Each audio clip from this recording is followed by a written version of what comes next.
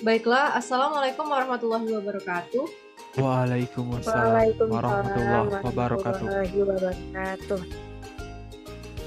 Perkenalkan, kami dari kelompok 3, kelas Indralaya A, akan mempresentasikan lembar kerja mahasiswa mata kuliah biokimia yang diampu oleh dosen pengampu yaitu Bapak Dr. Andes Made Sukaryawan MSI PhD dan Ibu Dr. Dia Kartikasari MSI. Sebelum itu, perkenalkan dulu kami dari kelompok 3 dengan saya sendiri sebagai moderator, Nasyur Putri Iktirani, dan juga rekan saya. Dengan saya Muhammad Al-Tarik. Saya Harisa Masalini. Nah, baiklah, di sini kami akan membahas mengenai ekspresi genetik. Yang pertama yaitu penjelasan yang pertama akan dijelaskan oleh Muhammad Al-Tarik. Kepada Al-Tarik kami persilakan. Baiklah, terima kasih kepada moderator. Di sini saya akan menjelaskan tentang rancangan dari ekspresi genetik. Ekspresi genetik ini diawali dengan proses transkripsi, yaitu proses pembentukan molekul mRNA dengan menggunakan DNA sebagai cetakan atau template yang terjadi di dalam inti sel. Transkripsi dibagi menjadi 3 tahapan, yakni inisiasi, elongasi, dan terminasi. Berikutnya yang akan menghasilkan produk akhir berupa RNA yang terlepas dari template DNA menuju ribosom. Kemudian RNA ini akan mengalami proses translasi, yaitu suatu proses sintesis dari polipeptida yang urutan asam aminonya ditentukan oleh urutan nukleotida dalam mRNA.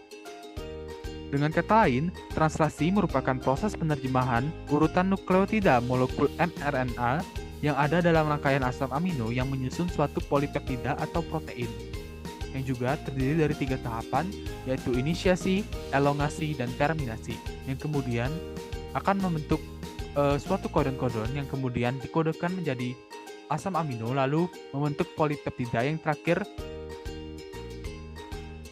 yaitu polipeptida tersebut mengalami peristiwa folding atau pelipatan sehingga menghasilkan produk akhir berupa protein.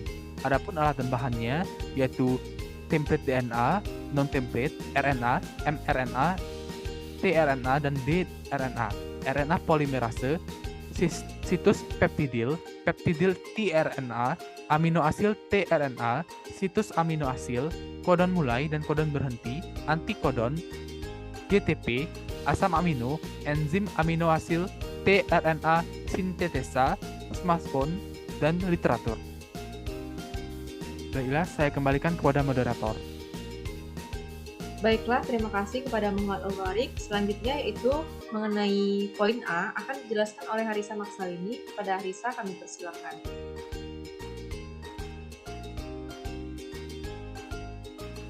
Baiklah, terima kasih kepada moderator. Saya akan menjelaskan tentang poin A, yaitu menjelaskan gambar yang tertera pada LKM.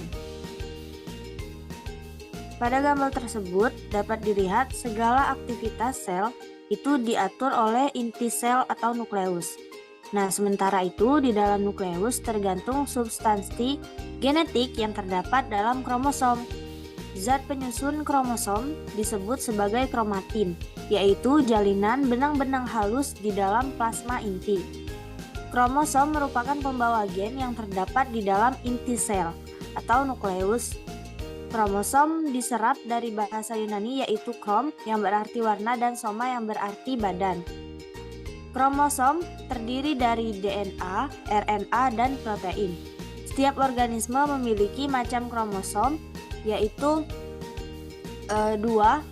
Yang pertama kromosom seks atau genosom yang menentukan jenis kelamin, dan sisanya adalah kromosom tubuh atau autosom yang tidak menentukan jenis kelamin.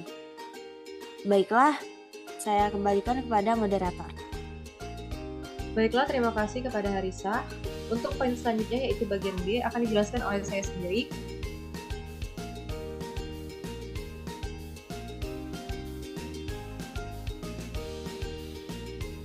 Nah, berikanlah penjelasan ketiga gambar di bawah ini, gambar A, B, dan C.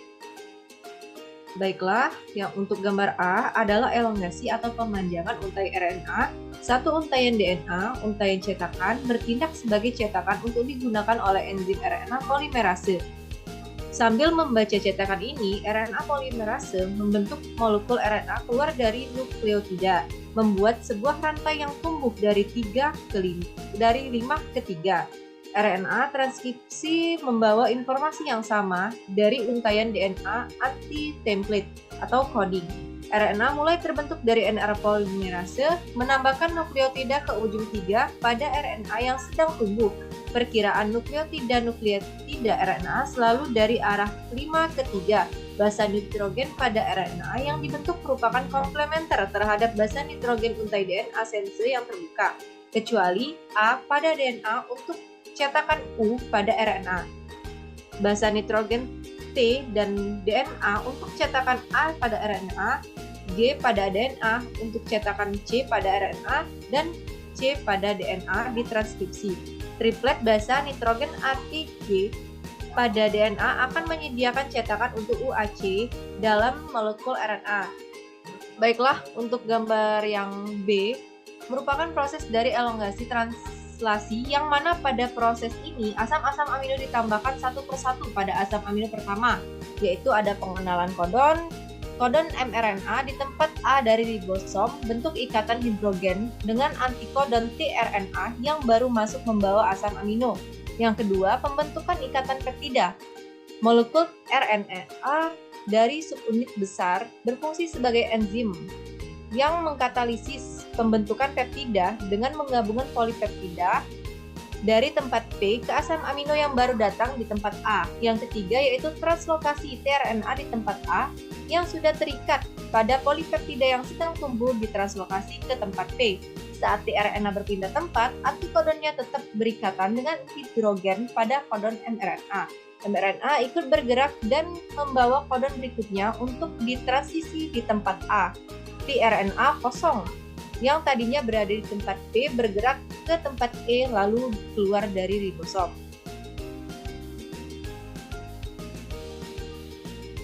Baiklah, untuk gambar yang C ini merupakan proses dari terminasi translasi. Pada proses ini, elongasi berakhir setelah kodon stop mencapai tempat A di ribosom.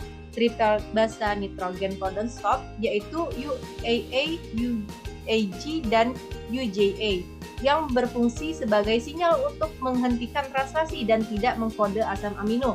Protein faktor pelepas langsung mengikatkan diri pada kodon stop dan menghidrolisis ikatan antara tRNA dengan asam amino terakhir pada rantai polipeptida. Selanjutnya, polipeptida dilepaskan dari ribosom, kedua subunit ribosom dan komponen lainnya terdisosiasi atau terpisah-pisah.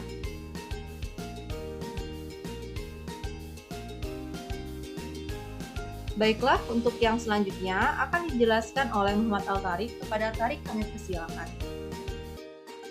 Baiklah, terima kasih kepada moderator atas kesempatannya. Jadi berikutnya adalah tentukan urutan DNA pada gambar di bawah. Yaitu urutan DNA-nya ada angka 5 dengan TCG, AAA, CAG, AGA, CCG, TTG, TAGT, dan seterusnya. Selanjutnya, mengalami suatu proses yaitu pencocokan basa nitrogen yaitu dengan adenin dengan timin dan sitosin dengan guanin. Sedangkan dari DNA sense ke DNA antisense ada perubahan juga mengalami proses pencocokan tersebut sehingga menghasilkan cetakan TCG, AAA, CAG, AGA, dan seterusnya yang bisa dapat dilihat pada tampilan layar. Baiklah, terima kasih kepada moderator atas kesempatannya. Saya kembalikan kepada moderator. Baik, terima kasih. Selanjutnya akan dilanjutkan oleh Harisa Maksalini. Kepada Harisa kami persilakan. Baik, yang terakhir adalah hasil dari pengurutan DNA tersebut dijelaskan dan dituliskan hasil transkripsi dan translasinya.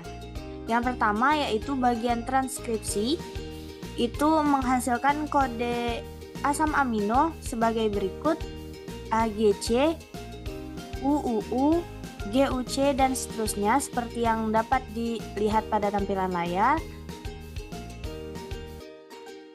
yang terakhir yaitu translasi atau asam amino, menghasilkan metionin, serin, sistein, arginin, serin, asam aspartat, asparagin, leusin, asam aspartat, leusin, arginin, alanin, asam glutamat, dan prolin. Sintesis protein akan berlanjut sampai bertemu dengan codon stop, yaitu UAA, UAG, dan UGA. Yang pertama pada frame 1 yaitu menghasilkan kode asam amino sebagai berikut. Yang kedua menghasilkan kode asam amino AL, S, LA, T, dan seterusnya. Dan juga pada frame ketiga, 4, 5, dan 6. Demikianlah pemaparan materi dari saya. Saya kembalikan kepada moderator. Baiklah, terima kasih kepada Harisa. Selanjutnya, itulah presentasi dari kami mengenai materi pada pertemuan ke-6. Baiklah, terima kasih kepada teman-teman sekalian dan juga dosen pengampu. Mohon maaf jika terdapat kekurangan dalam penyampaian materi dan juga jawaban yang telah kami paparkan. Maka dari itu kami akhiri. Wabillahi taufiq wal hidayah. Wassalamualaikum warahmatullahi wabarakatuh. Waalaikumsalam warahmatullahi wabarakatuh. Waalaikumsalam.